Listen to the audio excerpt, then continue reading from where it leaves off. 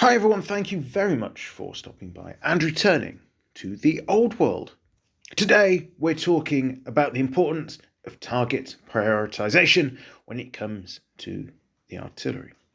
I'll be talking through some general principles fairly swiftly before looking at how I apply them to my great cannon of the Empire. But firstly, why is target prioritization important? Why not just shoot at the stuff you can see? And that's because enemy units offer different value to their battle plan. Either they're really going to be fundamental for the enemy being able to do what it needs to do, playing into its super strengths in order to exploit your weaknesses, or it's got things in its force which are going to be a very hard counter to the things you need to keep alive to get the job done. And it's really important to recognize which units are which in this particular environment. So how do you start going about the thought process of target prioritization? Well, firstly, as an overall principle, you need to understand what is your opponent likely to be trying to do. Are they going to be rushing you with cavalry? Are they moving large blocks of infantry, grinding you down? Are they going to be massing artillery of their own? How is it that they're going to try and win the game? And once you've established this, you can start to think a little bit more specifically. What units have the enemy got? What's in your opponent's force that will stop your artillery doing your job or your units doing their job? What are these counters? Can you deal with those? Once you've dealt with those or sufficiently weakened the units in question, what is going to cause maximum disruption to the enemy plans? And once you've done that, we're looking at targets of opportunity. Where are you going to get your most bang for your buck? Can you knock a unit down below 25% of its starting strength, for example, in order just to nip a couple of points at the end of the game? These are the sort of thought process I go through when selecting targets for my artillery. And I have to say, I think despite having not particularly great success with the Empire so far, and I have seen other commentators saying that the Empire of Man is very much a C/D tier army, the guns always seem to get quite a disproportionately good amount of points in the bag for me. So, how do I apply this to the artillery? Or rather, my cannon? Because I think target prioritization will differ from unit to unit because of their attack profiles and really what they're intended to deal with. So when I'm talking about cannons here, this doesn't necessarily equate to hellblasters, to mortars, to stone throwers, bolt throwers and stuff like that. So, target prioritization. The first thing I will look at with a great cannon really is enemy artillery, particularly enemy artillery which is more than capable of taking out my guns, whether they be spread across the field or deployed in a grand battery formation with the support of an engineer. Most likely there will be an engineer, by the way. Please see previous video.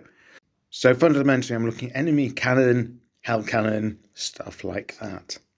The units that can plough red ruin through the ranks of my infantry, preventing them from gumming up enemy attacks, and can also take out my artillery, silencing the guns and preventing them from doing their valuable work. And I think it is important to note within this conversation that I'm increasingly seeing the Empire Army as one that wants to counterpunch. It wants to gum up an enemy advance and then find a way of hitting those units in the flanks. So if your units are starting to take a lot of shooting casualties early on, that's going to make that incredibly difficult. So we've taken on the enemy artillery and either weakened it sufficiently or taken it out completely that we're able to switch targets. What kind of thing are we looking at next? Well, the next thing I'm really looking for that will provide the best impact for my own troops, but also give me most bang for buck when it comes to points, deep formations of elite troops. So we're looking at maybe knights in the lance formation or columns of march where you've got elite infantry. Nice deep blocks where you can potentially get quite a few models off the table with each shot of the guns.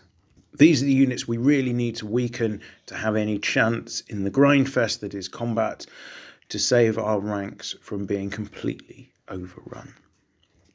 But the reason they're second, not first, is because it's all well and good targeting these units, but if you can only get a couple of the models gone before your own artillery is taken out, then that artillery will not be serving its purpose and will not be getting the points back that it needs to do. Next, we're not looking at specifically at the deep formations of elite troops. We're kind of just looking at those deep ranked bodies, so where we can take off a load of models, hopefully start whittling people down towards panic tests and stuff like that. Where shooting at the elite units, we're only going to get 1 or 2 models, and we're risking 125 points worth of gun every time we fire it because of the risk of a misfire. Yes, it's an unlikely risk, but it is still a risk. So you want to not be firing shots where you're more likely or potentially going to do more damage to yourself than your opponent. And thereafter, it's targets of opportunity, taking models off where it feels appropriate to do so. You'll notice throughout this conversation, one thing I've not touched upon is flying characters. And I know there's a lot of discussion at the moment around the meta leaning towards a choppy character flying the biggest flying creature they can get their hands on, preferably a dragon. And there's a couple of reasons for this. One, if your opponent is using their dragon or mounted character appropriately, then they'll probably be bouncing from bits of cover to bits of cover to get themselves into a good position.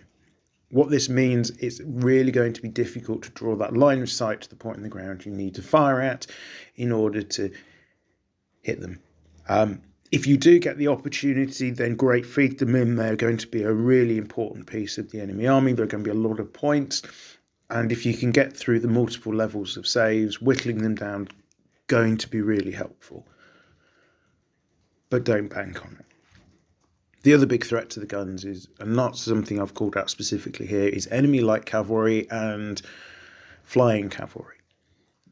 Bretonnian knights on Pegasus, for example, or Marauder horse, anything armed with bows or reasonably long-ranged weapons that's mounted. Could even be light cavalry armed with spears actually trying to get a charge. Now, these are going to be very difficult for your guns to hit and to do any material damage to. You'll be pinking off a model here and there. So it's really important to think about the threat they pose to your guns, but without factoring them too heavily into your target prioritization. This is where the guns need support. You need to use the rest of your army to help prevent those quick, fast cavalry units coming in and messing you up, either through the use of your own light cavalry to block them out and engage them, or using other forms of cover. So making sure that flanks of the guns are protected by terrain, small units of skirmishers, things like that, stuff that's just going to slow down any enemy rushes to get at your guns and make sure you keep on firing, because that is the most important thing with the artillery. In most situations, you're going to get a couple of turns of shooting pretty much guaranteed, but the deeper into the game that they can be doing work, the absolute better for you. And that's something to really, I think about, is just keep those guns firing. If you've invested heavily into artillery, it needs as many shots as possible to win you those vital points you need to get victory at the end of the game. I'd like to just take a moment to thank you very much for listening to my thoughts on this particular subject. If you've enjoyed this video and perhaps others like it, do consider subscribing. It is the best way of helping a small channel. Once again, thank you very much for listening. I am Return to the Old World. Have a great day.